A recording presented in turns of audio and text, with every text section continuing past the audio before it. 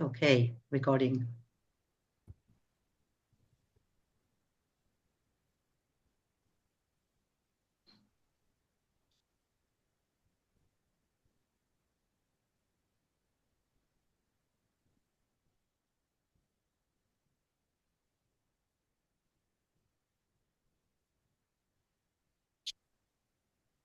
Buenas tardes, Silvina. Hola. Buenas Hola, tardes, hola. Ronaldo. Buenas tardes a Tardes. todos. Buenas tardes. Hola, Buenas tardes, qué linda hola, buenas tarde, noches, ¿cómo están? con, Ah, con frío en Buenos Aires, por lo menos. Aquí nosotros estamos con una temperatura muy agradable. Qué No hace frío. lindo. Sí.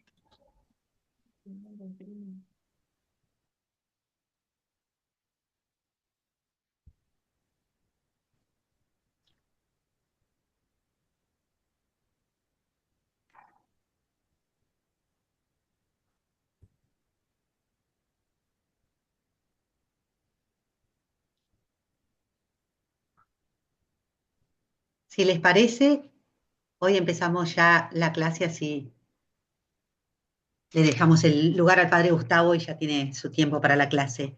Estamos dentro del último módulo y es la última clase del Evangelio Social, un tesoro olvidado, este módulo 4. Y hoy el padre Gustavo va a tratar teología, la doctrina social de la Iglesia, teología de la liberación y teología del pueblo. Gustavo, ante todo, muchísimas gracias por tu generosidad y por tan lindas clases. Y te doy la palabra ya, así puedes empezar tranquilo. Bueno, gracias a ustedes por tener el aguante. Pero hoy se los voy a poner a prueba porque esta clase es una especie de experimento, a ver qué resulta. ¿Eh? Porque ya habiendo presentado primero las bases de la doctrina social como disciplina teológica y después de haber visto un panorama de su evolución histórica, ahora digo que es un experimento porque me gustaría en esta última clase confrontar la doctrina social de la Iglesia con la teología de la liberación y la teología del pueblo. ¿Mm? Tema que puede llamar la atención. Este, yo en el libro El Evangelio Social, ¿eh? este, un tesoro olvidado, introduje un último capítulo que se denomina Tres versiones rivales, se intitula Tres versiones rivales de la reflexión social, ¿no es cierto? Haciendo una especie de paráfrasis con un libro de McIntyre que se llama Tres versiones rivales de la investigación ética. Un libro muy famoso porque McIntyre es un filósofo muy famoso.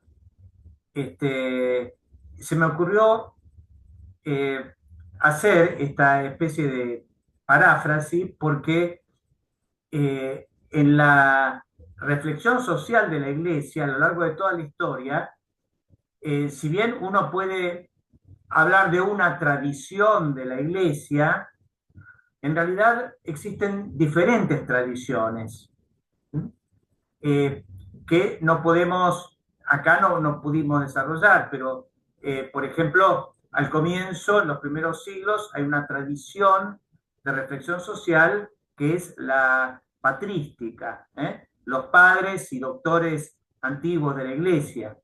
Después se han dado otras tradiciones. Por ejemplo, los franciscanos tienen su propia tradición en el tema social. ¿Mm? Este, Creo que a muchos les sorprendería que los franciscanos han sido pioneros en descubrir la importancia del comercio o el valor de hacer circular la riqueza eh, o la importancia de crear instituciones que den acceso al crédito a los pobres, eh, los Montes de Piedad, por ejemplo, o las cuestiones vinculadas a la moneda. Han sido pioneros en esas cosas.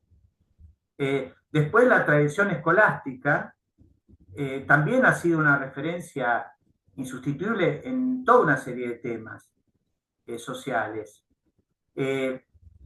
Y ya en el siglo XVI-XVII, la llamada Escuela de Salamanca, o más ampliamente Escuela Española, que es lo que a veces se denomina la segunda escolástica, es una de las escuelas que ha sentado las bases de la economía moderna. Por ejemplo, a través de la reflexión sobre muchos fenómenos económicos, que es el precio, ¿no? ¿Cuál es el valor económico? La importancia de la moneda, el problema de la inflación, el tema de la usura y tantas otras cuestiones. Así que tenemos en la Iglesia muchas tradiciones, ¿no es cierto? La doctrina social de la Iglesia, cuando la definimos, yo les dije que se llamaba así a un cuerpo de doctrina que comienza en 1891. Es decir, en términos históricos, algo relativamente reciente. Y que rescata no toda la riqueza de la tradición, sino rescata algunos aspectos de la tradición. Y por lo tanto, tiene que haber una labor constante de descubrir e incorporar nuevas riquezas. Ahora, digamos, en las últimas décadas,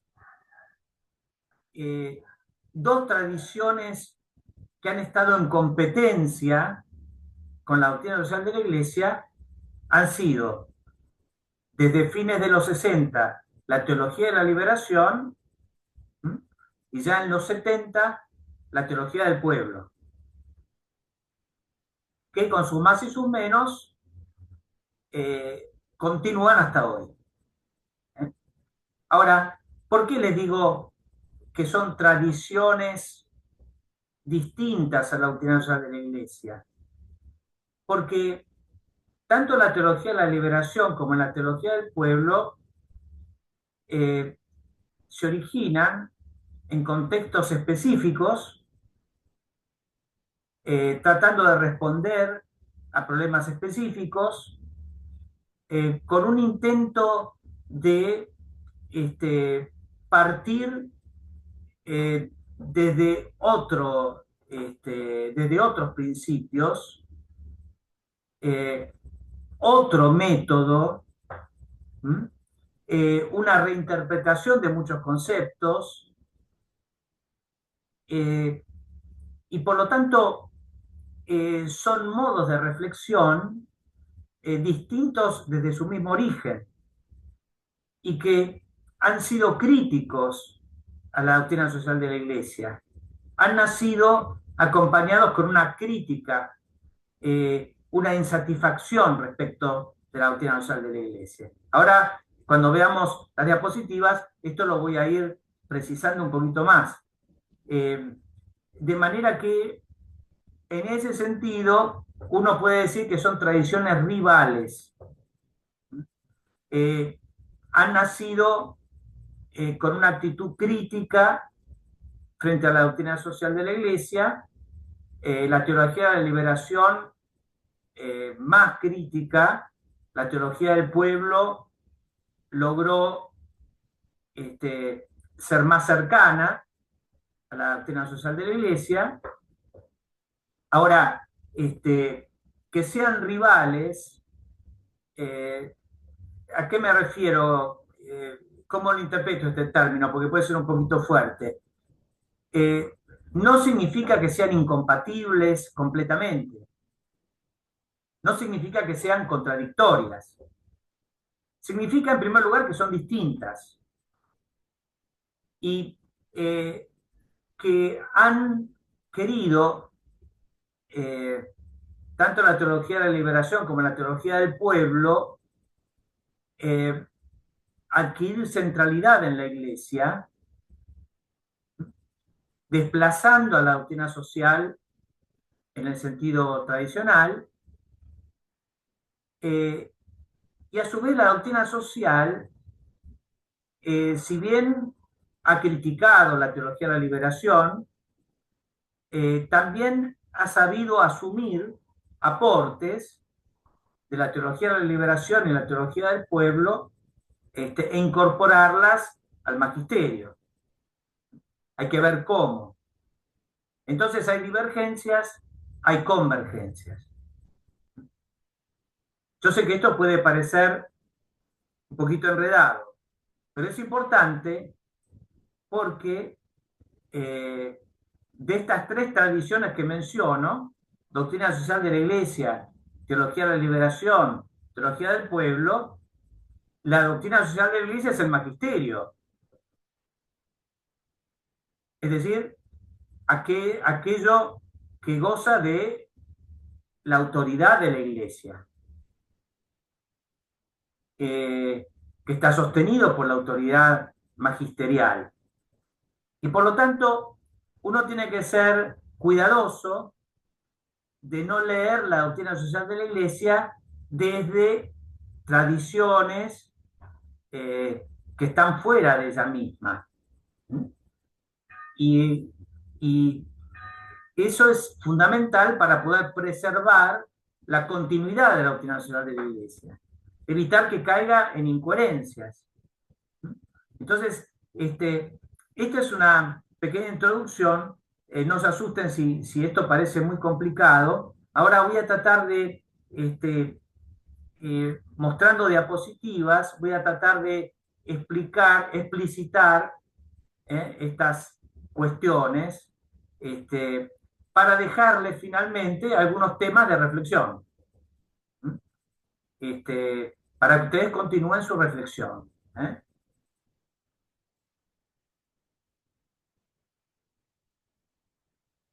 ¿Hay alguna pregunta hasta aquí?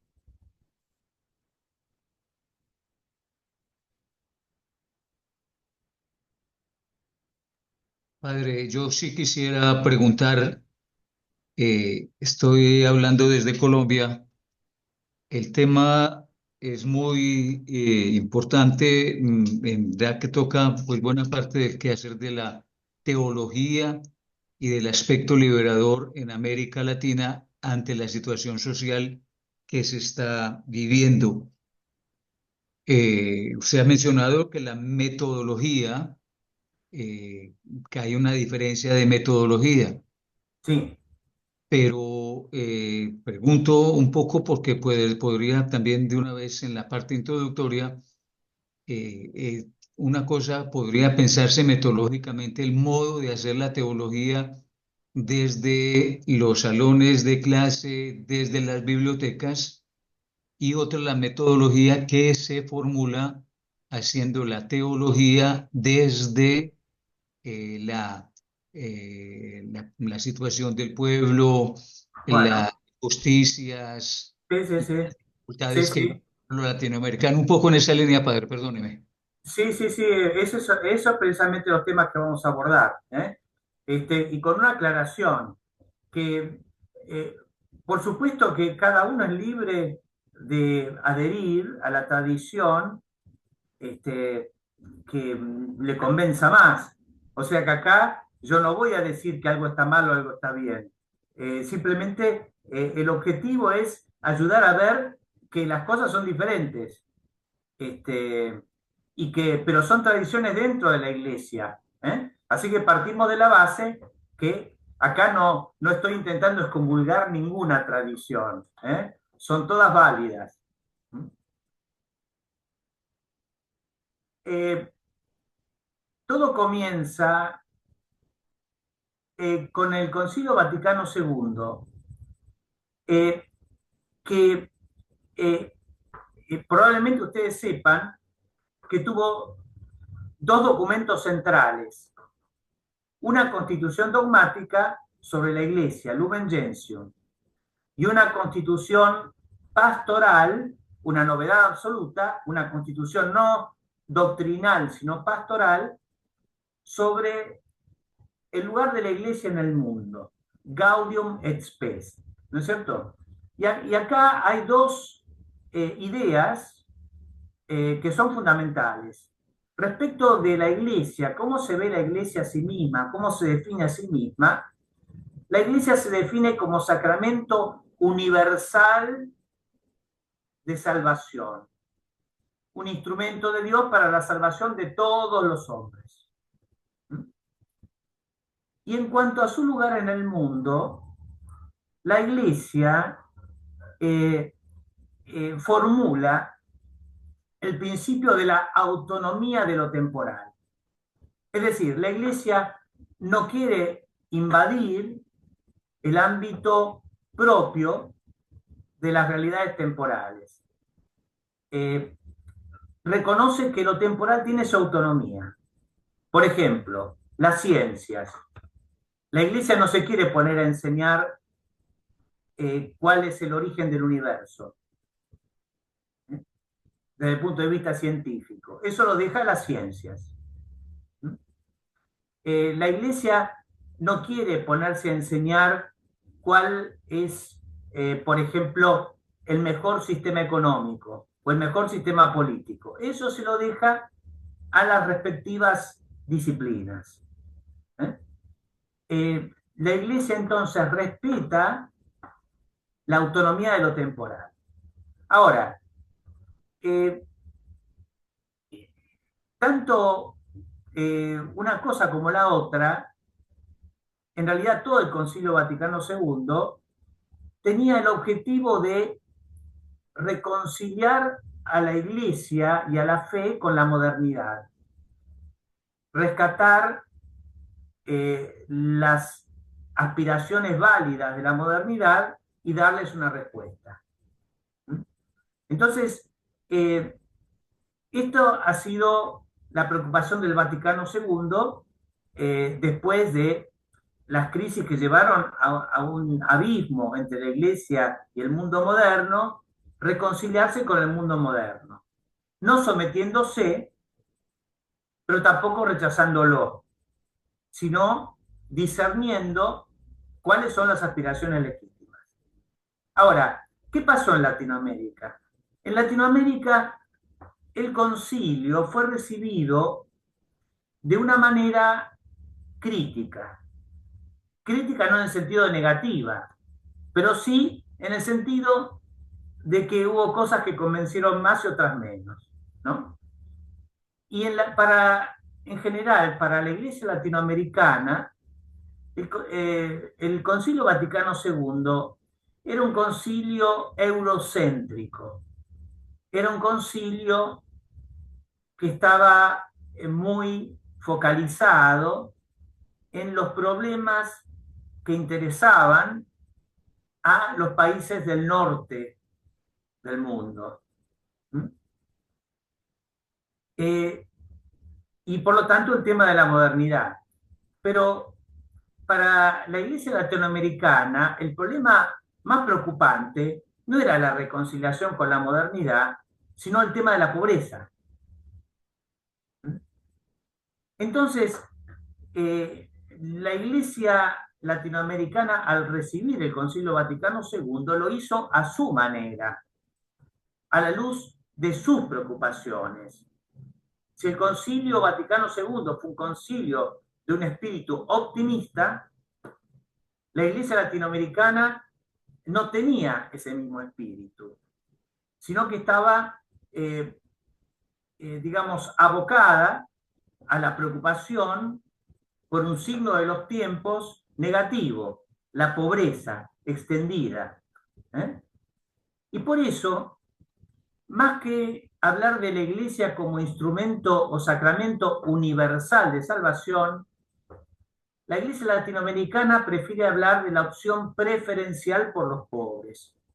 No tanto la universalidad, cuanto la preferencia por los menos favorecidos. Y en vez de señalar la autonomía de lo temporal, como dar una garantía, la Iglesia no se va a meter, en Latinoamérica más bien el interés es mostrar el vínculo entre la fe y lo temporal. De qué manera la Iglesia podía participar en la lucha por los pobres. Esto generó lo que algún autor llama el etos liberacionista, fundado en la idea de la liberación. Ahora, la teología de la liberación, que surge a fines de los 60 en este clima de ideas y de sensibilidades, se inspira en una teología europea, la teología política de un autor alemán, un teólogo alemán, discípulo de Karl Rahner, que es Juan Bautista Metz, que desarrolla lo que se llama la teología política. Y lo hace con esta idea, que es muy europea. La Iglesia, digamos, a lo largo del siglo XIX y en el siglo XX, empezó a quedar encerrada en la vida privada y a, digamos, ir abandonando el ámbito público. Entonces, la fe cristiana se convirtió en una fe que uno puede llamar burguesa, un asunto de conciencia privada, de la vida de cada uno, pero sin perdiendo la influencia en el ámbito público. Entonces, Metz propone una proclamación de la fe que vuelva a tener una profunda incidencia en el ámbito público.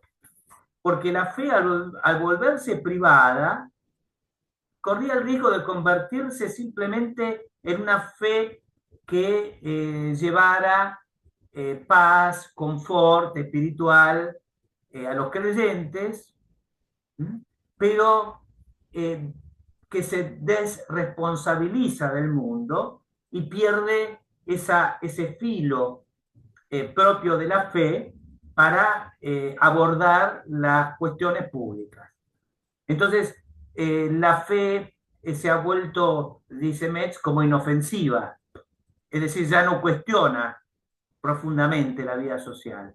La fe debe recuperar ese filo crítico. Metz dice que la memoria de Cristo tiene que volver a ser una memoria peligrosa, que sacuda a la sociedad. Ahora, esto es una inspiración para la teología de la liberación, sobre todo Gustavo Gutiérrez, que ahora lo vamos a mencionar, que estudia en Europa, pero con esta variante. Él, en su libro Teología de la Liberación, dice, bueno, en Europa el tema es que la Iglesia se iba recluyendo en la vida privada, o sea, la religión burguesa. Ahora, en Latinoamérica, el problema no es exactamente eso, porque en los países latinoamericanos la Iglesia tiene una presencia en la vida pública, pero la tiene, decía Gutiérrez, demasiado ligada al Estado, como legitimadora del poder político. Y por lo tanto la Iglesia tiene que cambiar de bando, tiene que ponerse del lado de los pobres. Ahí está el problema de la Iglesia latinoamericana, ¿no? Por lo tanto, el tema es más específicamente cómo poner en evidencia las raíces estructurales de la pobreza. y darle a la fe una relevancia política en esa lucha. Y la teología de la liberación, entonces, a partir de ahí, se desarrolla en diferentes corrientes. No hay una sola teología de la liberación. Pero una clasificación útil que yo les dejo en este cuadro es, en primer lugar, que hay una teología de la liberación que adopta como método el método marxista. Esa es la mediación sociológica. Es decir, adopta la sociología y la sociología marxista, y en lo internacional la teoría de la dependencia. Lo hace en diferentes grados. Gustavo Gutiérrez lo hace de una manera más moderada y más crítica.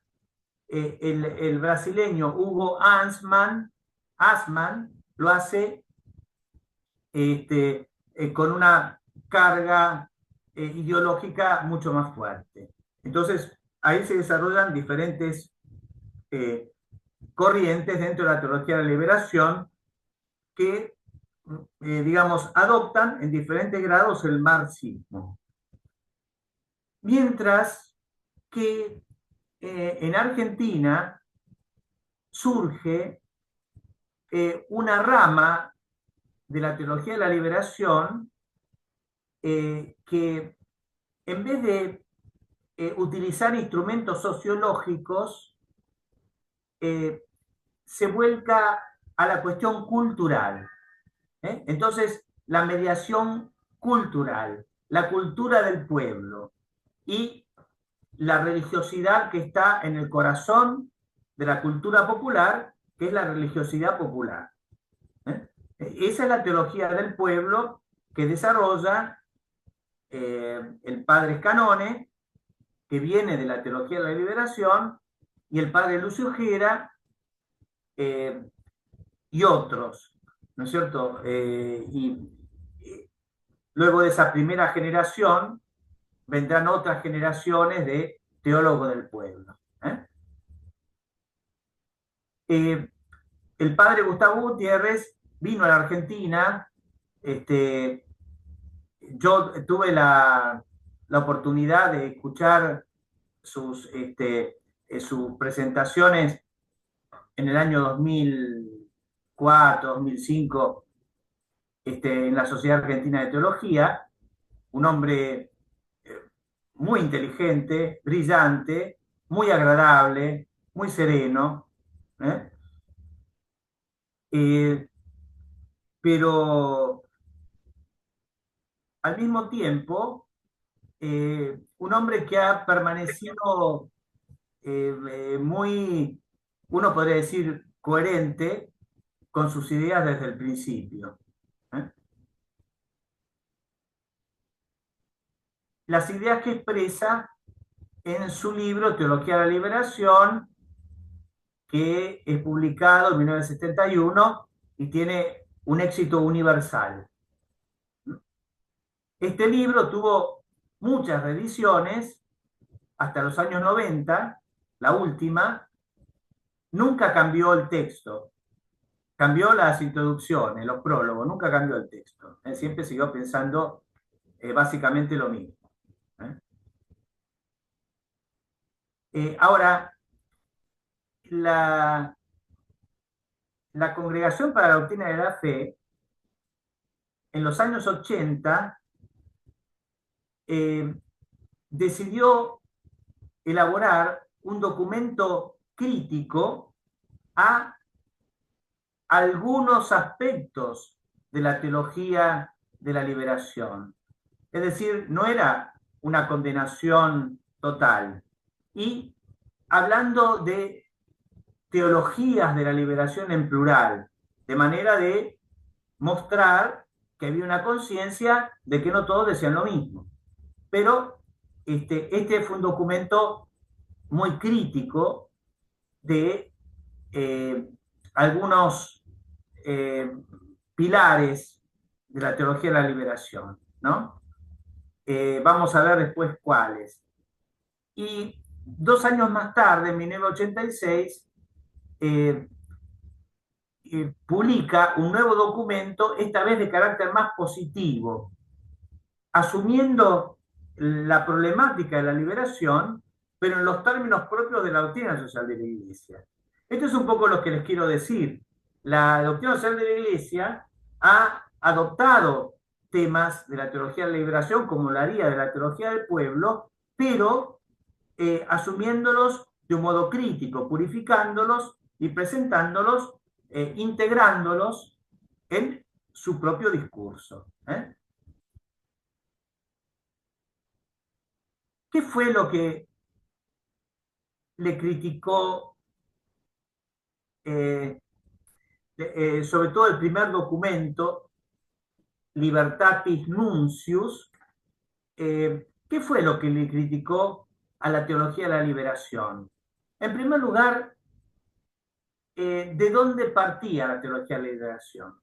La teología de la liberación parte del pobre, de la situación del pobre, ¿no es cierto?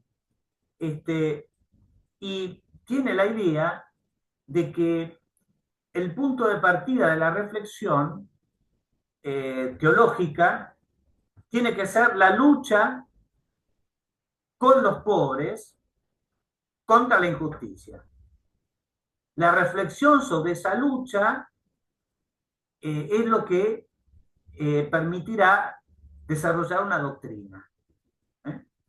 Entonces, lo primero sería la ortopraxis, o sea, obrar correctamente. De ahí vendría la ortodoxia, pensar correctamente. Bueno, lo que dice el documento de la Congregación para la Doctrina de la Fe, firmado por el cardenal Ratzinger como prefecto, es que la idea de que hay que partir de la praxis es una idea insostenible, porque ¿cómo sabemos cuál es el obrar correcto? Necesitamos de verdades de fe para saber cuál es el obrar correcto.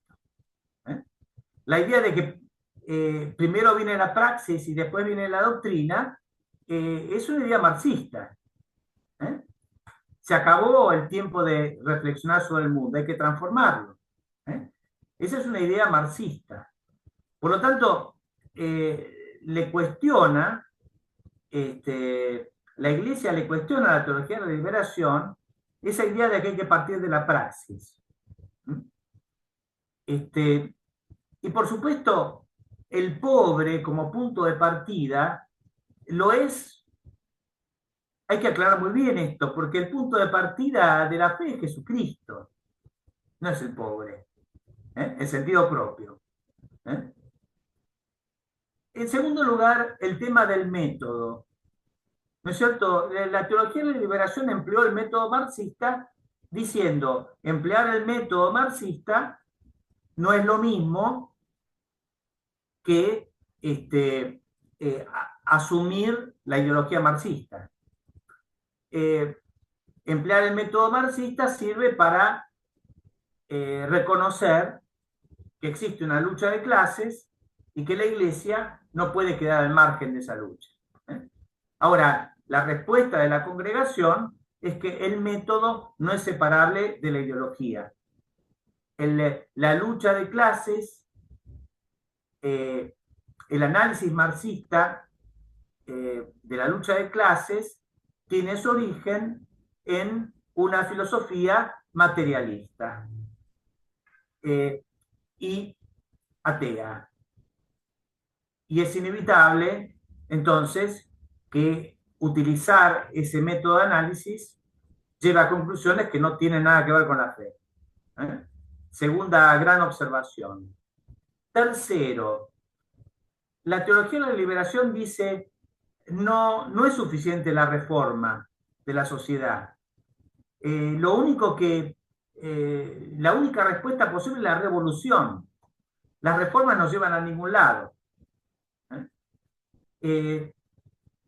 Y la congregación responde que esa idea revolucionaria tiene su origen en una mentalidad que se cierra a la trascendencia, que quiere realizar el reino de Dios en este mundo. Y por lo tanto, eso se llama inmanentismo. Es decir, el reino de Dios, que no es de este mundo, querer convertirlo en una realidad de este mundo, un Estado perfecto, una comunidad política perfecta, ¿no? Eso es inmanentismo. Y la revolución, la búsqueda utópica de ese reino de Dios en este mundo, lleva necesariamente al fracaso. Por lo tanto, el camino de la justicia es el camino de la reforma, no de la revolución. ¿Se entienden cuáles son las observaciones principales? Sí. Sí, claramente, claramente. Sí, sí, se comprende, claro. Muy claro, padre. Se entiende, Bueno. pero es impresionante la síntesis de tanto en tan pocas palabras. Gracias. Porque estas cosas no han pasado, no son historia, son presentes. Son presentes. Por eso hay que estar atentos, ¿no? La teología del pueblo surgió en parte como una manera de evitar estas condenas, pero también, y creo yo que esto es más cierto todavía, además de la astucia de saber encontrar caminos para evitar la condena, yo creo que más tuvo que ver con un redescubrimiento del valor de la religiosidad popular. Que la religiosidad popular no era una cosa irracional, propia de creyentes ignorantes, sino que la religiosidad popular expresaba valores profundos del pueblo cristiano. Y que por lo tanto los pastores debían saber valorar la religiosidad popular y acompañarla adecuadamente. Eso es un gran descubrimiento, de suma importancia.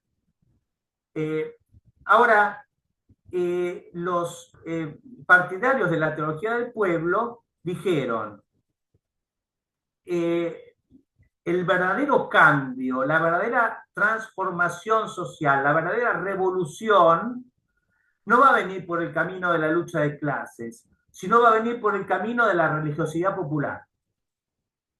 La religiosidad popular tiene una fuerza transformadora de la sociedad. Y acá les pongo una imagen, podría haber puesto miles, de uno de los acontecimientos de la religiosidad popular más importantes en el país y, por supuesto, en nuestra ciudad, que es lo que sucede en agosto en el santuario de San Cayetano. Entonces, donde se reúnen multitudes a rezar a San Cayetano por el pan y el trabajo. Ahora, ¿es cierto que la religiosidad popular tiene ese potencial revolucionario? Bueno, Gustavo Gutiérrez, muy desencantado con este tema, fue un crítico muy duro de la teología del pueblo, porque él decía lo siguiente: estamos perdiendo el Dios que libera en favor de un Dios providente que desde el cielo concede bienes. Ya no es el Dios que libera. Estamos pasando de la consideración de la pobreza como un mal y una injusticia a una especie de idealización del pobre, una romantización del pobre que termina ocultando su drama. Eso es lo que Gutiérrez le critica a la teología de la liberación en este texto. Dice, si el gran desafío a la fe en América Latina es la ideología secularista y no el hecho brutal de la explotación de los pobres, el Dios providente ocupará el lugar del Dios que libera. Ocupará el lugar del Dios de los pobres. La religiosidad popular ocupará el lugar que antes tenía la pobreza. Es decir, en vez de pensar en la pobreza, pensaremos en la religiosidad popular. En vez de luchar por los derechos de los pobres se juntarán a rezar a Dios pidiendo pan y trabajo. La cultura tendrá el sitio de la liberación. Es decir, tendremos la peregrinación a Luján, la peregrinación a la Virgen de San Nicolás, la peregrinación a Itatí, San Cayetano, San Pantaleón y todo lo que ustedes quieran, pero nada de liberación. El pueblo, formado por todos los que gestan la misma cultura, ocupará el lugar de las clases populares explotadas. En vez de hablar de una clase pobre explotada, hablaremos del pueblo que practica su religiosidad popular. El pueblo considerado en su pobreza material, es decir, en su carencia, en su desgracia, será reemplazado por un pueblo rico espiritualmente. ¿Qué le está diciendo la teología del pueblo? Que la teología del pueblo, centrada en la cultura, se va a volver una teología conservadora, que va a dejar intactas las injusticias, mientras que el pueblo va a seguir rezando y caminando a los santuarios de la Virgen. ¿Se entiende la crítica? Yo creo que fue profética. La teología del pueblo, a mi juicio, es una teología conservadora. Padre Gustavo, aquí entraría claramente el peronismo, ¿no?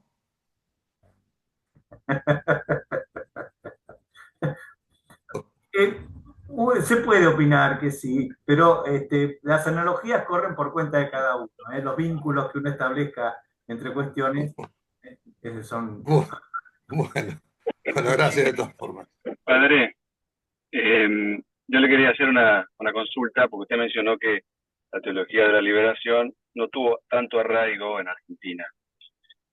Sí. Ahora, pareciera que el movimiento de sacerdotes para el tercer mundo, en su momento, abrazó tesis más bien de la teología de la liberación, abrazaron la guerra revolucionaria como una forma de liberación, sí, y secundaron a muchos movimientos revolucionarios. Ahora pareciera que la teología del pueblo, tal vez porque Francisco de alguna manera tenía una cierta cercanía, está más vigente, pero en su hora me parece que la teología de liberación tuvo en Argentina su espacio. Tuvo su espacio, pero el movimiento de sacerdotes del tercer mundo tuvo sectores muy distintos en tensión, y por eso duró pocos años, porque había efectivamente un sector más partidario de la teología de la liberación y con ideas más de izquierda y más marxistas, y había un sector más cercano al peronismo. Entonces, no fue un movimiento homogéneo.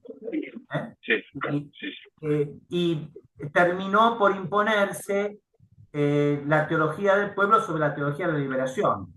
Sobre todo, y esto ya cuando el movimiento se había disgregado, con el documento de Puebla de 1979.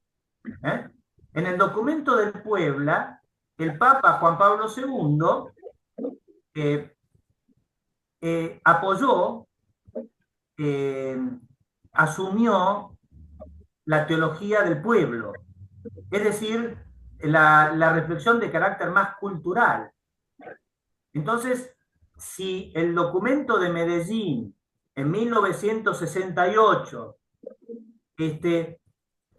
resultaba más cercano a la teología de la liberación, el documento de Puebla en 1979 fue más cercano a la teología del pueblo.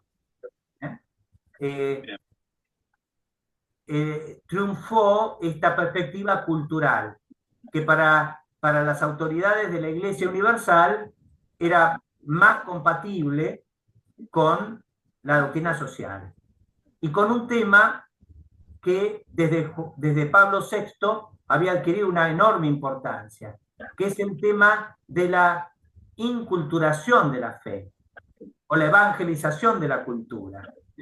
Eso es la exhortación de Pablo VI, Evangelii Nunciandi, donde el padre Lucio Gera, que acá les pongo la imagen, fue uno de los asesores más importantes. Yo lo tuve como profesor en sus últimos años, una persona santa y brillante, ¿no? El padre Lucio Gera, que es fundador de la teología del pueblo. Ahora, lo que puede llamar la atención a los que tengan un poquito de memoria es que en el 2014 se dio el famoso encuentro. Alguien tiene el micrófono abierto, fíjense por favor. Se dio en 2014 este abrazo entre Gustavo Gutiérrez y el Papa Francisco, que en su época había sido muy crítico de la teología de la liberación. ¿Qué fue lo que pasó? Porque esto no es un tema solamente personal, es un tema profundamente simbólico. ¿Por qué se abrazan la teología del pueblo y la teología de la liberación?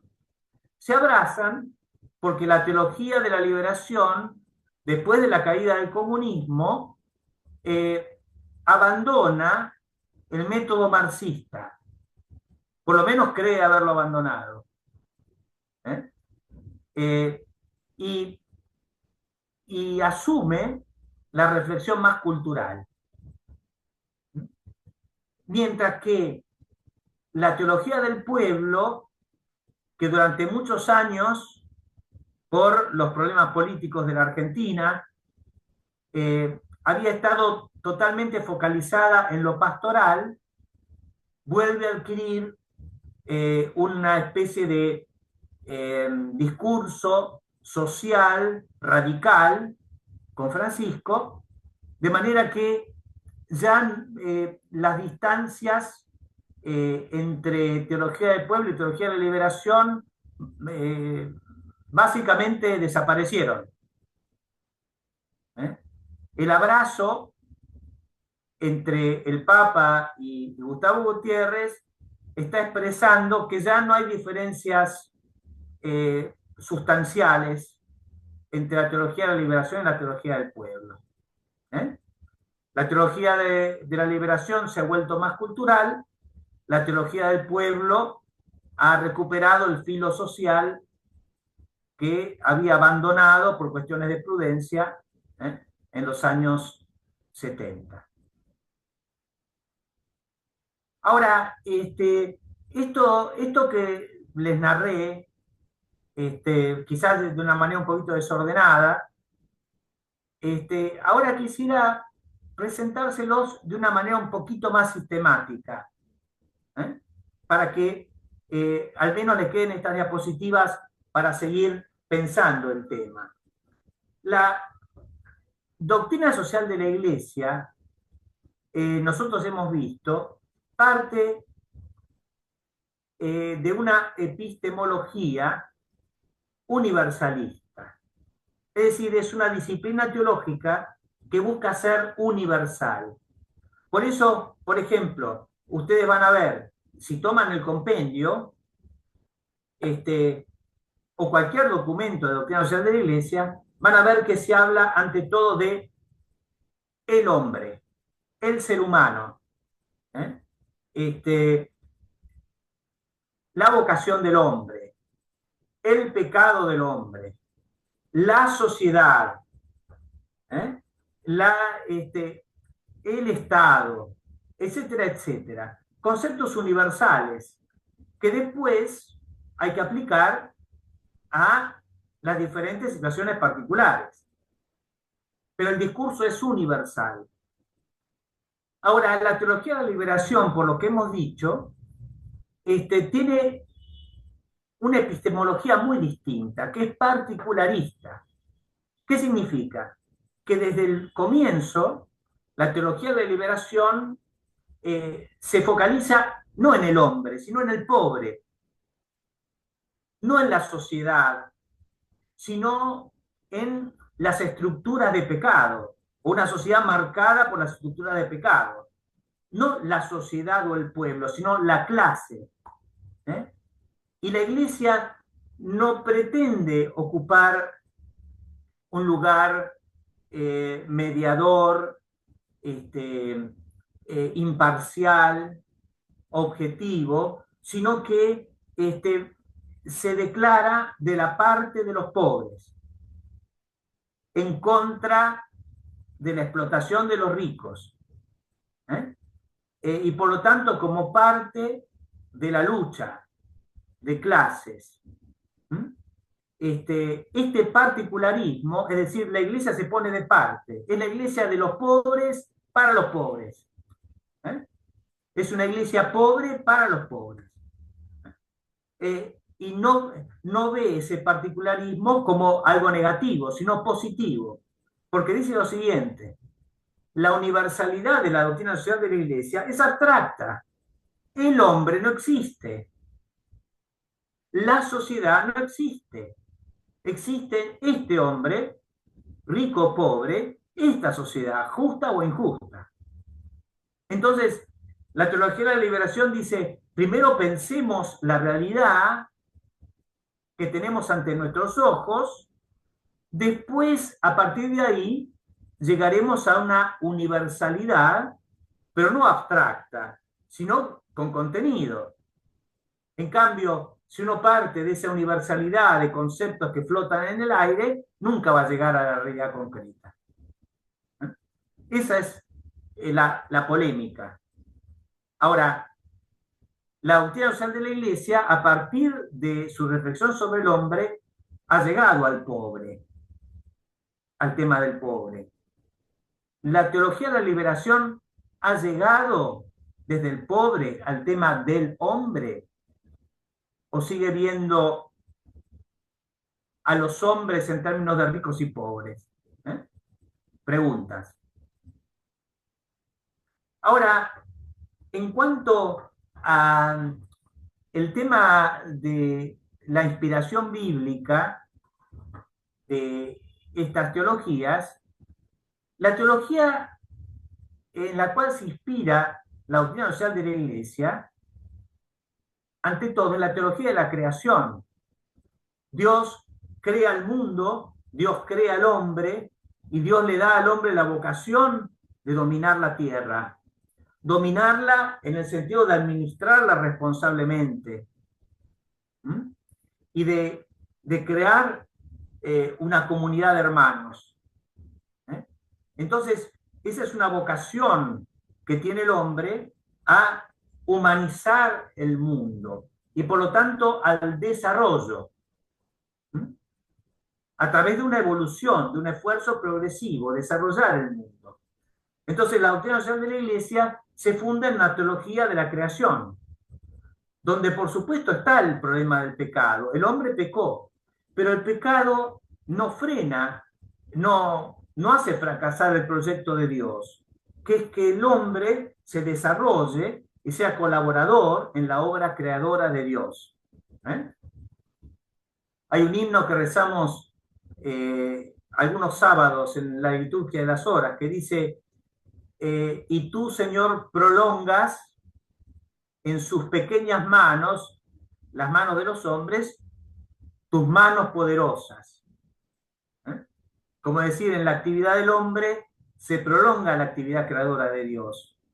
Y están los dos de cuerpo entero, así creando, así velando por las cosas. Como mostrar cómo el hombre participa de la actividad creativa y providente de Dios. Ahora, para la teología de la liberación, la perspectiva es muy distinta, porque se centra en el tema del pecado. El pecado no en el sentido personal, sino en el sentido de la injusticia social. Y por lo tanto, eso es lo que tiene delante de los ojos. El pecado, la injusticia, la opresión. Y por lo tanto, antes de hablar de desarrollo, hay que hablar de liberación. Y la liberación solo puede ser a través de la revolución. Entonces, no evolución, sino revolución. Ahora, en este análisis, la teología de la liberación utiliza, ya les dije, la mediación sociológica, más concretamente la sociología marxista, sobre la lucha de clases. Ahora,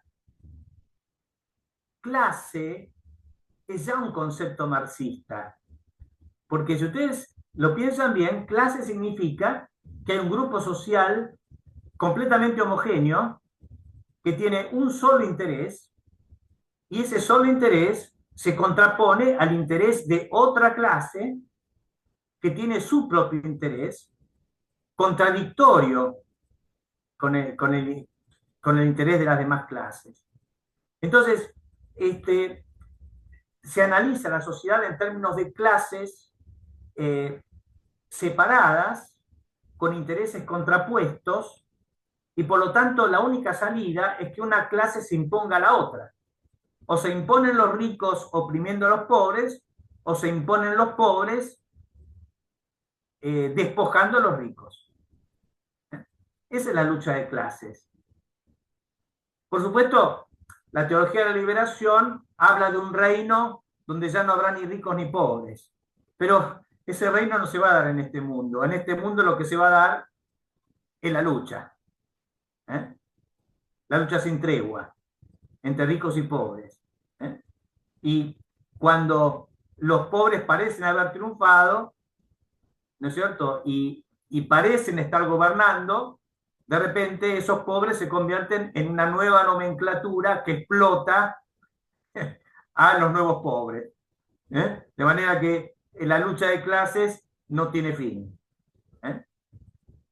Ahora, la teología del pueblo, yo les dije, adoptó una mediación cultural, o sea, la reflexión sobre la cultura, algo muy importante.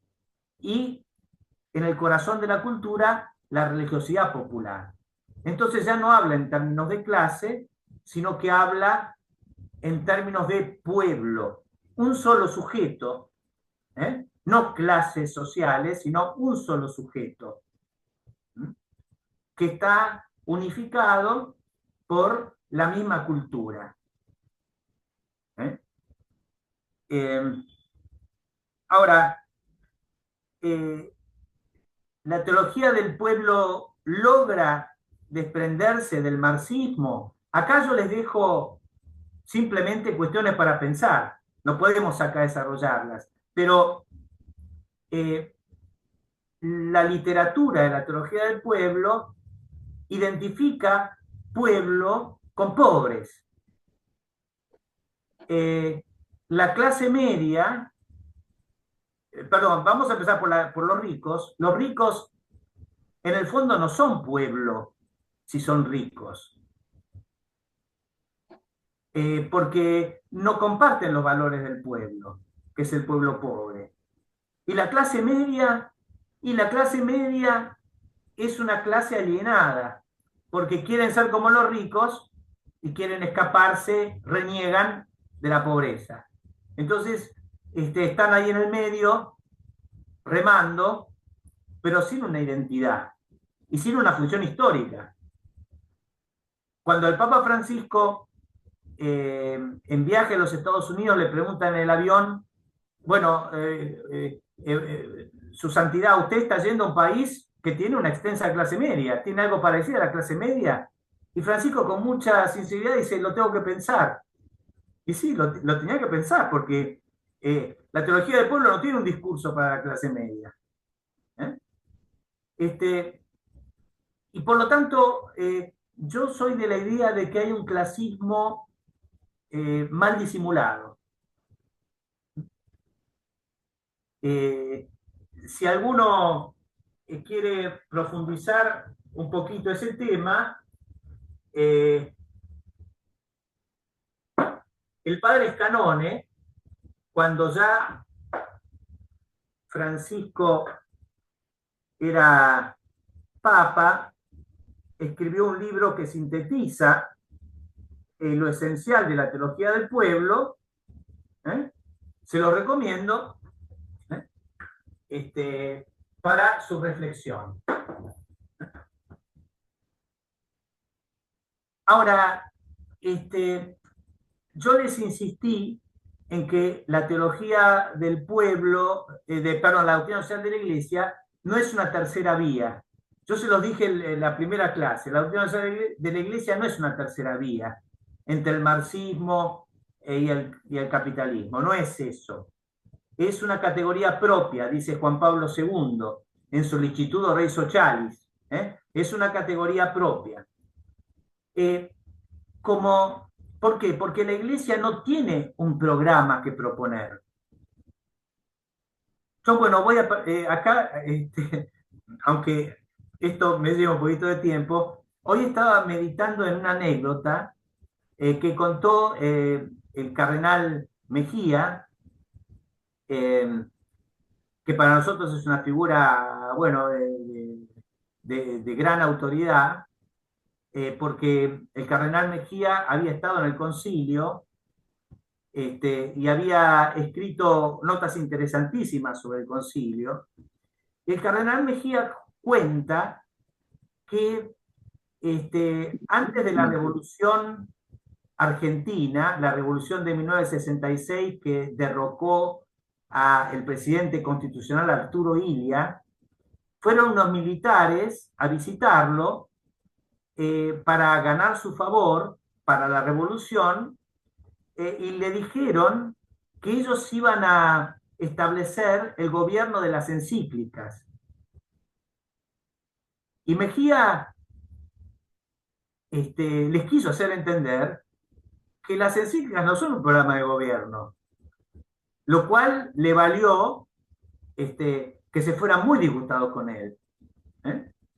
Quienes a partir de poco tiempo después dirigirían los destinos del país, ¿no? Hay mucha gente que sigue confundiendo la doctrina social de la Iglesia con un plan de gobierno. No es eso la doctrina social de la Iglesia. La doctrina social de la Iglesia es una referencia para el discernimiento, tanto de los gobernantes como de los ciudadanos.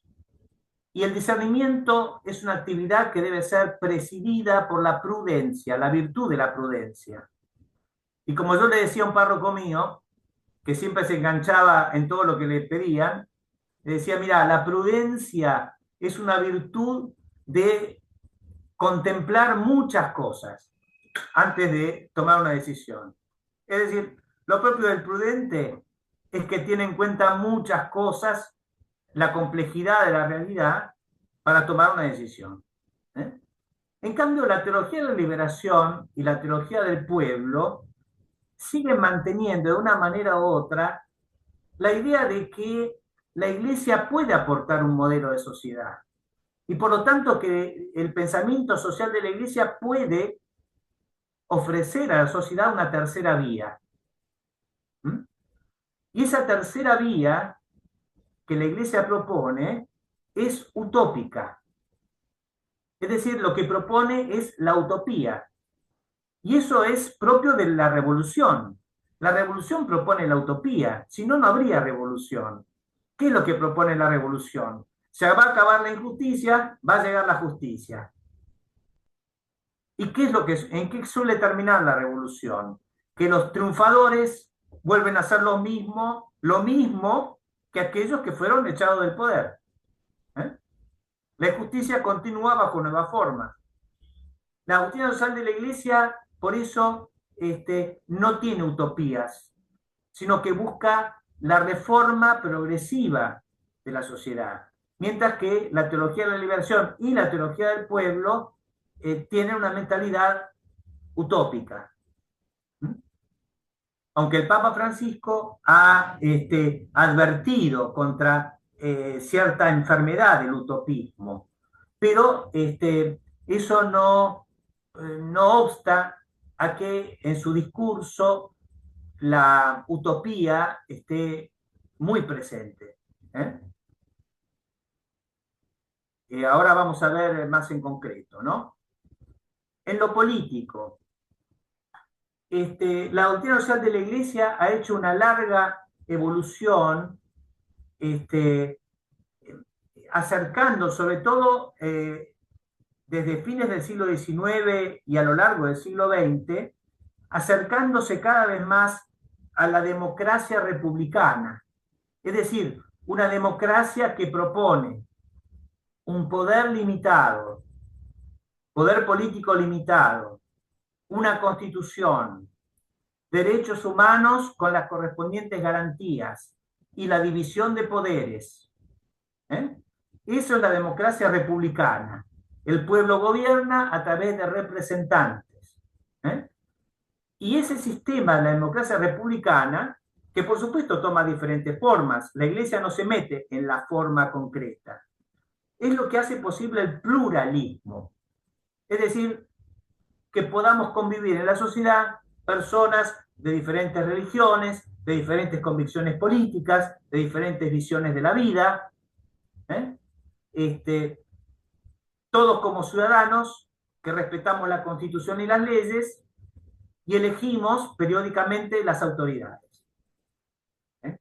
La doctrina social de la Iglesia se ha aproximado progresivamente y ha adherido críticamente al ideal de la democracia republicana, sin entrar en los detalles organizativos, ¿no? Ahora, la teología de la liberación y la teología del pueblo son más favorables a otro tipo de democracia, no la republicana, sino la democracia directa. Es decir, lo más importante no son los límites constitucionales, sino que quienes gobiernan realmente reflejen la voluntad del pueblo. Entonces, la idea que prevalece, aún en la teología del pueblo, es la idea, sí, de una democracia, pero una democracia popular. ¿En qué sentido? Por ejemplo, nuestros obispos argentinos han propuesto, en sintonía con el Papa Francisco, una democracia de los movimientos sociales. Es decir, una democracia que incorporara institucionalmente a los movimientos sociales, que es algo que parcialmente se hizo en estos últimos 20 años, cuando los referentes de los movimientos sociales pasaron a ser funcionarios públicos. Pero el siguiente paso, que fue alentado por los obispos y también por el Papa, es que los movimientos sociales fueran incorporados a la Constitución. Entonces, por eso una democracia de los movimientos sociales, ¿no? Esa es una expresión de una concepción más directa de la democracia. Ustedes podrán estar de acuerdo o no, pero no es la democracia republicana, es otra cosa.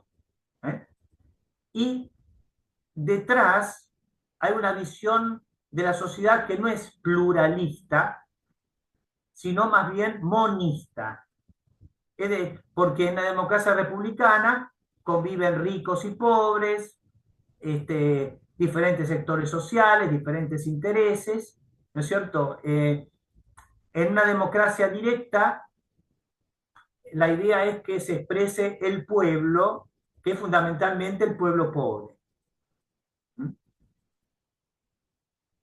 Y por eso la exhortación de nuestros obispos argentinos a la conversión a los pobres, no a Cristo, a los pobres, ¿no? Y a los valores de la pobreza. Y desde el punto de vista económico, la doctrina social de la Iglesia ha hecho un camino de progresiva adhesión a la economía de mercado, la economía libre o economía de empresa. Esto es lo que dice Centésimos Annus en el número 62.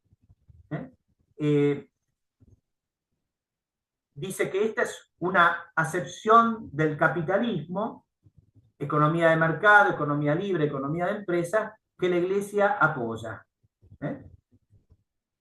Ahora, en esta visión, ¿no es cierto?, la propiedad privada es afirmada, como también el funcionamiento del mercado es aceptado. Ahora, en la teología de la liberación y teología del pueblo hay una visión anticapitalista que propone lo que podríamos llamar estatismo, es decir, una presencia muy fuerte del Estado en la sociedad, y distribucionismo, en el sentido de que el principal desafío es distribuir justamente la riqueza. La propiedad privada, entonces, es fuertemente condicionada por la función social que se le atribuye. Y la opción por los pobres es, digamos, concebida como una focalización del gobierno en la cuestión de la pobreza, y cómo levantar a los pobres de la pobreza. Eso debe ser la principal preocupación del gobierno. Y eso se entiende que sobre todo se hace a través de una redistribución de la riqueza social, ¿no? Eso, digamos, es dicho de una manera muy general. Por supuesto que este tipo de descripciones siempre son injustas porque hay muchos matices, hay muchas variantes, pero mi objetivo acá era darles una guía muy general para que ustedes se vayan orientando en este panorama complejo, ¿no? Ahora, para terminar,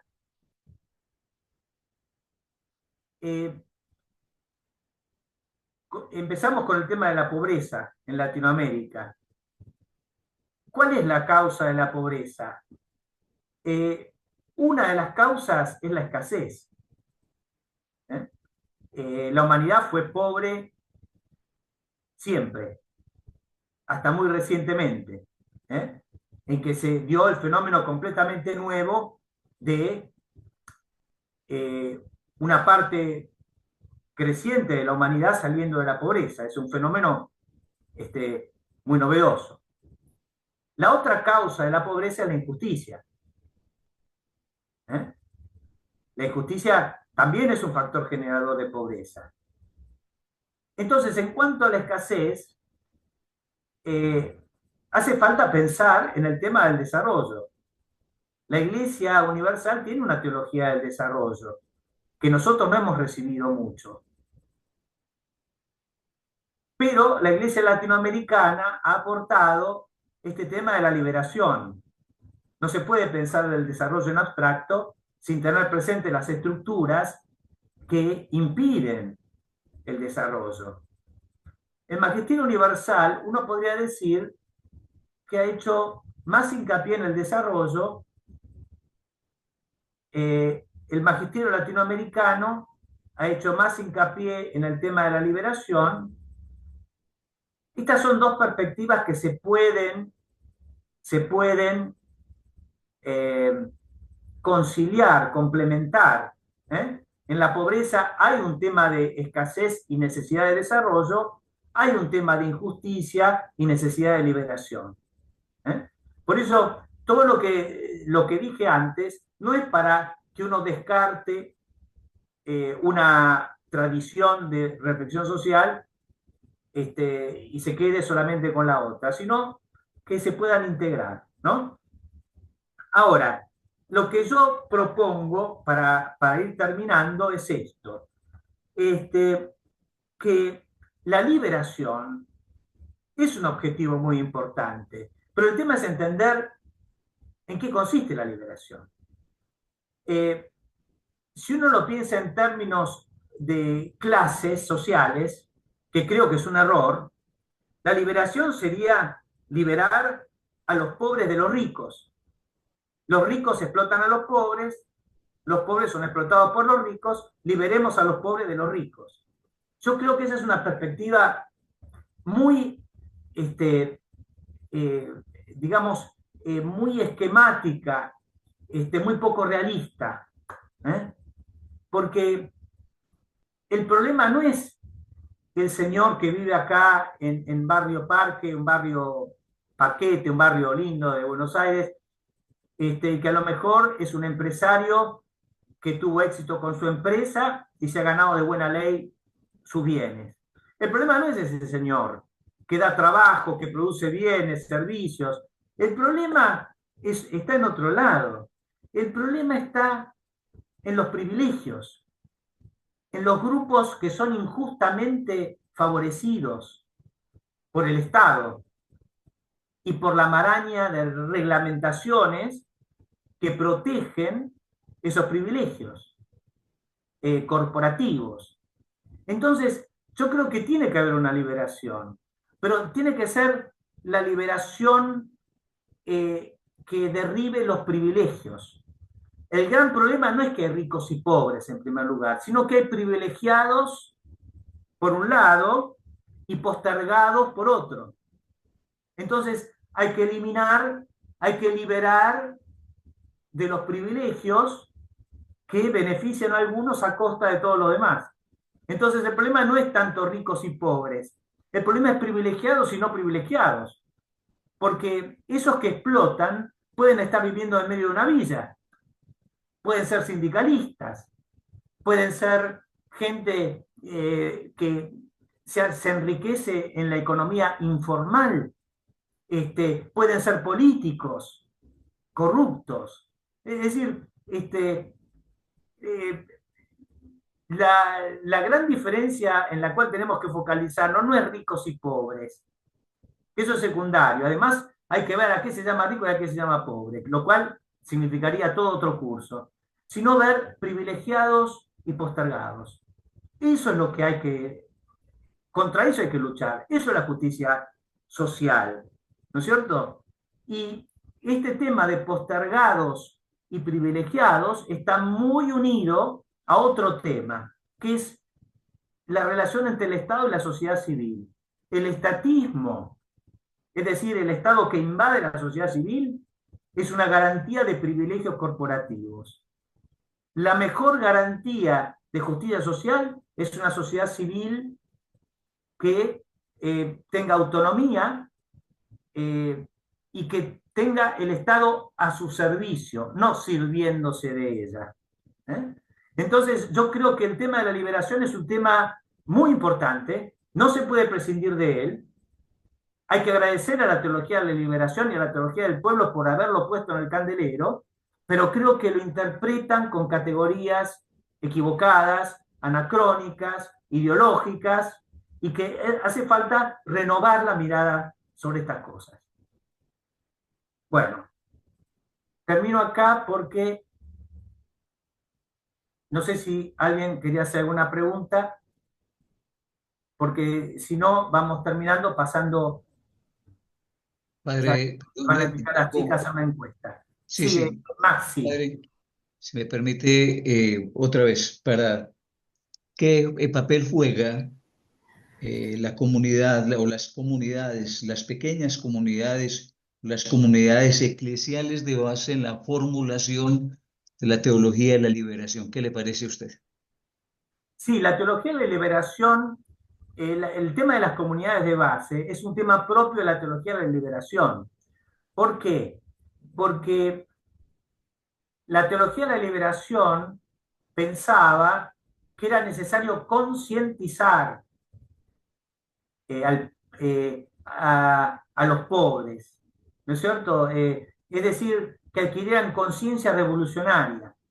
Las comunidades eclesiales eran una forma en que las élites concientizadas podían concientizar al pueblo, ¿eh? Y por lo tanto transmitir, comunicar el espíritu revolucionario, ¿eh? Ahora, la teología del pueblo no es tan afín a las comunidades eclesiales de base, porque para la teología del pueblo, el pueblo es sabio, el pueblo sabe. Los que tienen que concientizarse son los pastores, no el pueblo. El pueblo tiene ya la sabiduría liberadora, son los pastores los que tienen que concientizarse, ¿eh? Así que por eso las comunidades de base no tuvieron mucho arraigo en nuestro país, ¿eh? Sino que responden a países donde la teología de la liberación ha tenido una mayor presencia, ¿eh? Ahora, si vos me decís, ¿son algo bueno? Por supuesto que es algo bueno. Todo lo que sea cultivar el espíritu comunitario es algo bueno, ¿no es cierto? Y todo lo que sea reflexionar sobre la fe, discernir juntos, todo eso, por supuesto, es parte de la vida de la iglesia. Sí, Victoria. Sí, buenas tardes. Primero, bueno, muchas gracias por todo y perdón porque desde mi ignorancia la palabra reforma a mí me confunde. Más bien la asocio con la reforma protestante, no sé, no logro, ya sé que no tiene nada que ver. Sería mi pregunta, ¿cuál sería entonces el aspiracional de la doctrina social de la Iglesia sobre la reforma? ¿Cómo se vería? Porque la revolución la entiendo, pero ¿y la reforma en La qué se...? reforma, por ejemplo, tenemos la democracia republicana, ¿no es cierto? Trabajemos en, por ejemplo, mejorar su funcionamiento, mejorar las instituciones. Trabajemos en mejorar la economía, que funcione mejor el mercado, que funcione mejor la articulación entre el Estado y la sociedad. Trabajemos por la integración del país en el mundo. Trabajemos por la asistencia de los que han quedado fuera del progreso.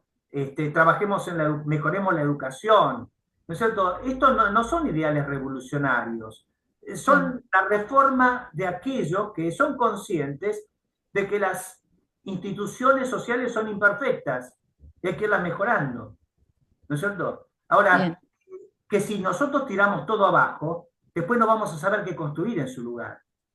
El padre Gera, en sus épocas más revolucionarias, decía, bueno, el pueblo tiene que hacer la revolución.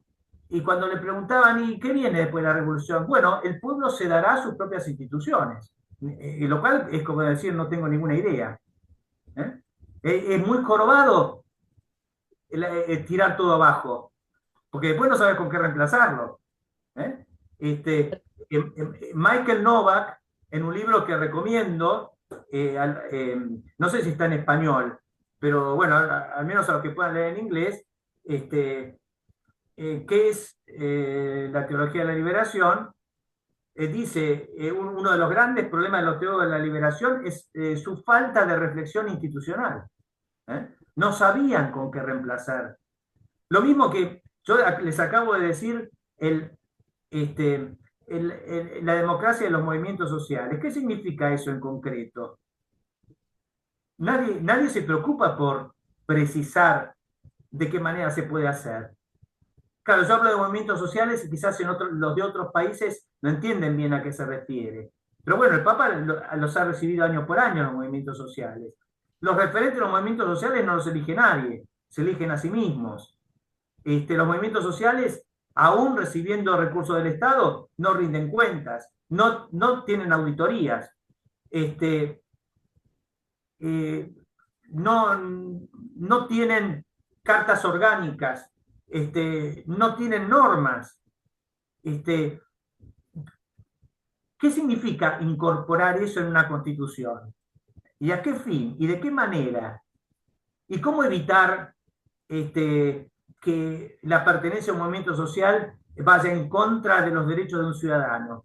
De eso no se habla, ¿no es cierto? Entonces, estos discursos son un poco vagos, ¿no es cierto? Es una revolución verbal, pero es dudoso que eso pueda tener algún cambio serio, ¿no? Sí. Hola, Gustavo. ¿Quién sigue? Yo no hablé todavía. Sí, Maxi, Maxi, sí. Más, sí, Sí, yo estaba relacionando todo esto de la doctrina social, la teología de la liberación y el pueblo con los fenómenos populistas. Eh, Particularmente con los aportes que hizo Lori Sanata, uniendo religión y populismo, y con Ernesto Laclau sería, que toman, por ejemplo, de la liberación, la idea de pueblo, de la teología de la teología del pueblo, la idea de pueblo, la teología de liberación, esta lucha que puede ser marxista, pero también puede ser entre una élite corrupta y el pueblo puro, digamos.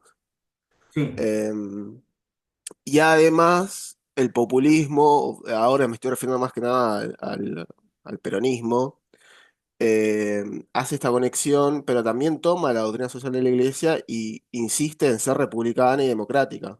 ¿Se entiende? O sea, es como sí, una unión de las tres partes en un mismo modelo donde, como es también abstracto, puede ser en un momento de derecha, como lo fue Menem, o puede ser de izquierda, como lo fue. claro, sí. A Sí. ustedes les tocará reflexionar sobre los discursos y ver qué grado de coherencia interna tienen, ¿no es cierto? Porque es cierto que a veces, ¿no es cierto?, se trata de incorporar todo, ¿eh? Pero no siempre es posible de un modo coherente, ¿no es cierto? Así que bueno, por eso hay que ser tan críticos en la lectura, ¿no es cierto?, de la literatura social, ¿no? Sí, Enrique, Sí, padre. Quiero volver una cosita rápida a raíz de la primera diapositiva que usted presentó. Yo entiendo, o por lo menos he leído, de que la reflexión teológica siempre se hace desde algún lugar. O sea, ejemplo, desde la liturgia, por ejemplo. Se puede hacer teología desde la liturgia, se puede hacer teología de lo que se llaman los lugares teológicos. Eh, ¿El pobre es un lugar teológico para hacer teología desde el pobre o definitivamente no? claro, está muy bien. Yo me olvidé, estaba justo antes de la clase buscando un artículo, pero se lo voy a mandar por Silvina, de Clodovis Boff, el hermano de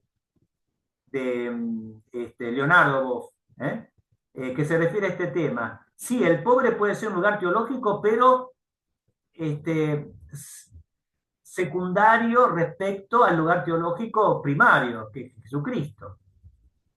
Pero en ese sentido, Sí, todos los lugares teológicos serían secundarios respecto de Jesucristo, porque la sí, pero lo que reflexión. pasa es que pobre, la pobreza no es en sí mismo un concepto teológico. Entonces hay que saber leerlo a la luz de la teología para entenderlo. ¿Eh? Entonces, Correcto. el pobre no puede ser un punto de partida absoluto. Así que, bueno, esa sería, puede ser un lugar teológico, no en un sentido absoluto. ¿Eh? ¿Se entiende lo que quiero decir? Totalmente. Bueno, sí, y Jorge, Gracias. me parece que quedó ahí. Sí, muchas gracias, profesor. Muchas gracias por todos sus conocimientos que ha compartido.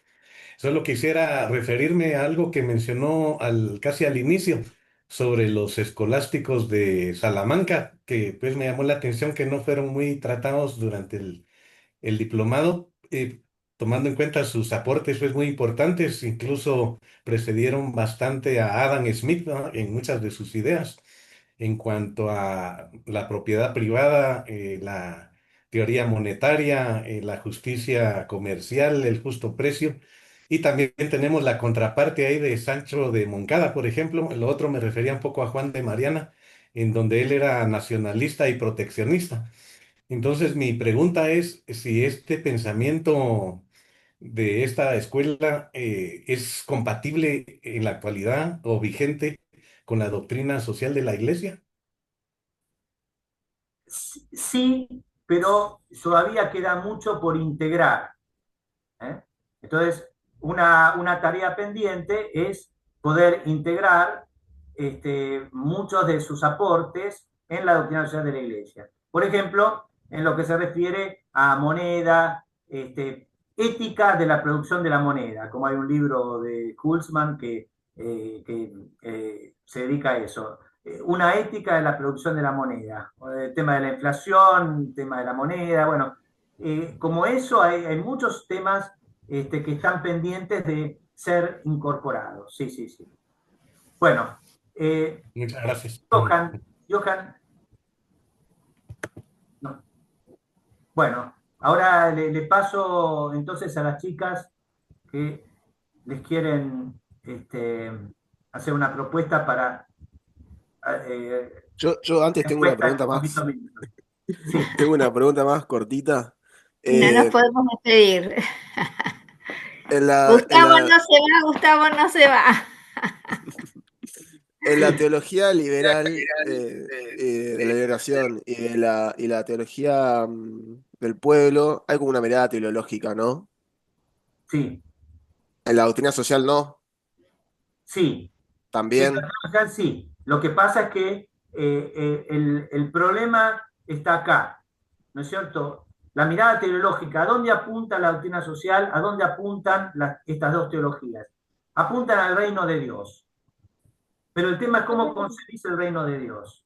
Entonces, el criterio es no caer en el inmanentismo. Pensar que el Ese es reino de Dios puede sí. realizarse en el mundo, ¿no es cierto? Mientras vos no caigas en el inmanentismo, bueno, entonces estás dentro de la ortodoxia. Pero es un problema grande no caer en... ¿O no? Bueno, es el Porque... problema de la fe cristiana, es el problema de la fe cristiana en general, ¿no? Sí, Que la escatología sea algo que realmente influya en la vida, pero que uno no la baje a este mundo y la convierta en un tema de este mundo. Como por ejemplo, suponete, lo que Benedicto dice en Spe Salvi sobre la esperanza, que es un concepto trascendente, escatológico, porque apunta al reino de los cielos, y sin embargo, digamos, la cultura moderna lo bajó al mundo, lo convirtió en un ideal inmanente de progreso, indefinido. ¿no? Ahí tenés un ejemplo de escatología traicionada, absorbida en el inmanentismo. Ese es el tipo de cosas que no hay que hacer. Bueno. ok. Gracias. Eh, ¿Estás por ahí, Delphi? Estoy acá, estaba esperando a que Súper termine. importante, no se vayan por favor los 77 que estamos en este momento, les pedimos unos minutitos más, es súper importante lo que viene ahora, el equipo ha trabajado un montón para esta diplomatura y necesitamos de su devolución y es lo que ahora Delphi les va a pedir y nosotros les vamos a ir pasando algunos anuncios más de lo que viene, así que les pedimos unos minutitos, Delfina, toda la pantalla para vos para explicarles lo que tienen que hacer, lo que necesitamos que hagan, por favor. Bueno, gracias Ceci, gracias Padre Gustavo por una última excelente clase y gracias a todos que nos acompañaron y participaron hasta acá, fue un gusto. Como decía Ceci, les queremos robar unos minutitos para que completen una encuesta que armamos con Silvi. Nos viene muy bien leer sus respuestas y, y ver lo que piensan y ver lo que podemos mejorar para el año que viene y las próximas ediciones de la DIP Online. Así que sin robar más tiempo, les voy a poner el link en el chat, perdón por mi garganta, el link en el chat para que accedan y también compartir un QR en pantalla para los que quieran escanearlo con el celular si les resulta más conveniente directamente escanear el QR del celular que los va a llevar a la encuesta y completarlo desde el celular, lo que prefieran.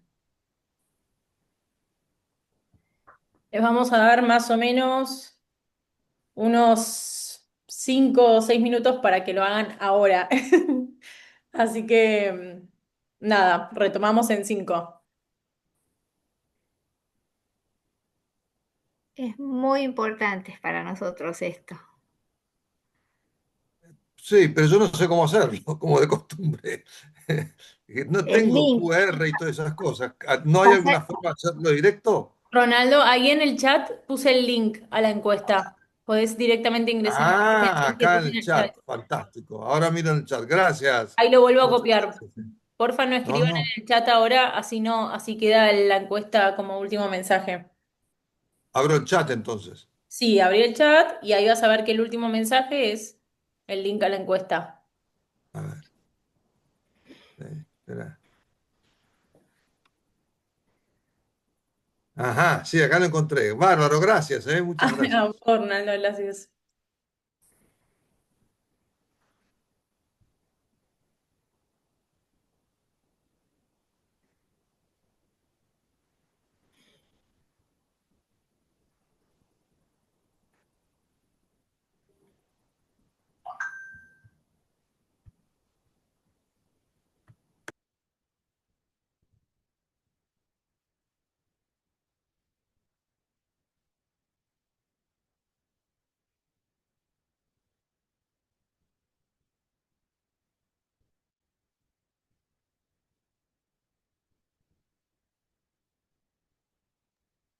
Aprovecho para decirles a los que nos van a estar viendo asincrónicos que también van a poder escanear el QR en su pantalla y si no, Silvina obviamente con su trabajo increíble que hace les va a estar enviando el link a la encuesta luego. Pero bueno, queríamos tomarnos este tiempo.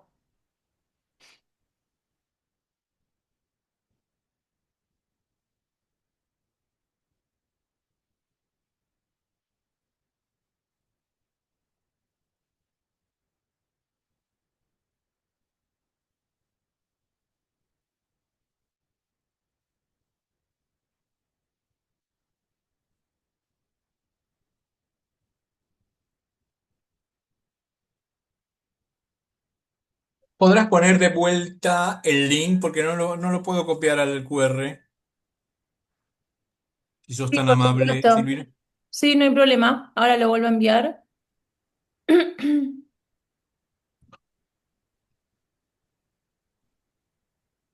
Ahí apareció en el chat. No, todavía no. Sí, sí, en el chat está. Ahí ya lo En pude el chat completar. general. Porfa, no escriban en el chat grupal por un minuto, así todos pueden encontrar el link. Consulto, en la parte donde dice si es aplicable, muy aplicable, ¿eso se refiere a si yo lo puedo dar en una clase, por ejemplo, o si lo puedo hablar, si me sirve en la vida cotidiana, digamos, en el Claro, pensamiento? va en esa línea. Exactamente. Exactamente, es para ver si se puede aplicar los conocimientos en la vida diaria, si uno ve que puede En, llevarlos a al- la vida diaria. en algún debate, digamos. Sí, Exactamente. o en tu actividad, no sé si sos profesional en tu actividad profesional o en docente, hay muchísimos docentes, este, o en tus grupos. Es interesante pensarlo desde lo filosófico, cómo todas estas materias de alguna manera nos están dando principios y perspectivas que nos ayudan al discernimiento, como insistió hoy el padre Gustavo desde la doctrina social de la Iglesia, y a la comprensión del mundo social. Entonces, ¿de qué manera nosotros, teniendo una mirada más integrada del mundo social, donde tenemos la fe, la religión, la antropología, la economía, lo político, la realidad, de qué manera podemos a través de una diplomatura como esta mejorar nuestra mirada como agentes activos permanentes de ese mundo social? A veces será como profesores, como empresarios, como comerciantes, como padres de familia, como educadores, como religiosos.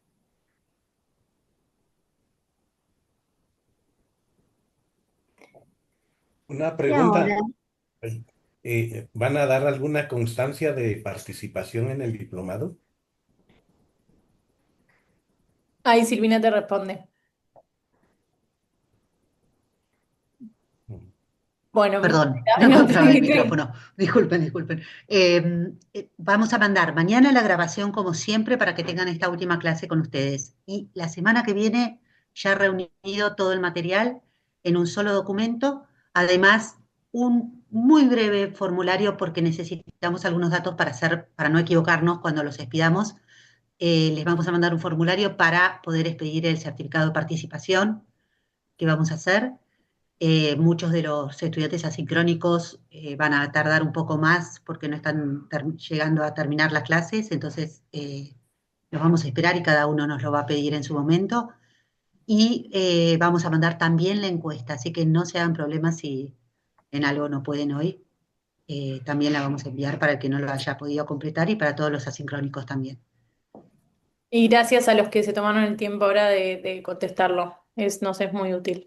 Ceci. y como están mirando en la pantalla, no podíamos no podíamos terminar estos encuentros sin esto que es súper importante contarles que llegamos más o menos a los $1.500 a través de todas las donaciones que se convirtieron en unos $3.000 más o menos, gracias a esta duplicación de las donaciones con el donante ECO que tenemos, esto es lo que les vinimos explicando, como cada donación de los que colaboraron se duplicó y esto nos ha permitido solventar en parte esta diplomatura y ojalá podamos continuar con esta diplomatura con una estrategia de búsqueda de fondos como esta.